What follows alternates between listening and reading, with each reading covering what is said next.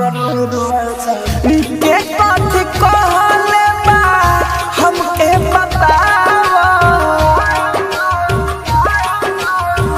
दीवाना से अपना ना मुहवा फुलाओ, दिल में मोतिया रखबो जानी, दिल में मोतिया रखबो टेंशन बढ़ जाई, तू रोबू त जान सुन हमरो रोआ जाई, तू रोबू त जान सुन हमरो रोआ जाई,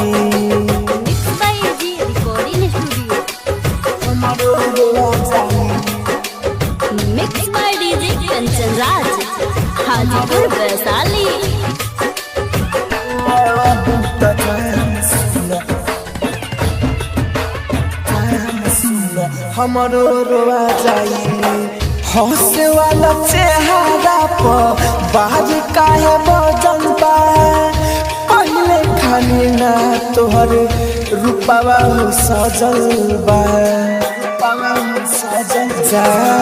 हंसे वाला चेहरा पर बाज काहे बजन बा,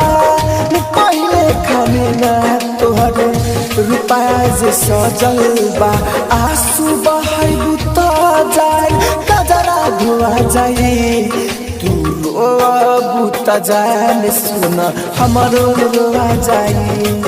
तू रोबू त जान सुन हमरो रोआ जाए। आप सुन रहे हैं एजी एंटरटेनमेंट की धमाकेदार प्रस्तुति, mix by DJ Kanchan Raj, Hajipur Vaishali.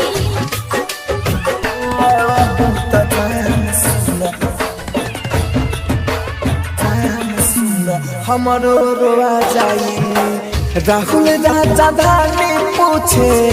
खुल के तो बोल दा, राज का बाधे बेंदर दी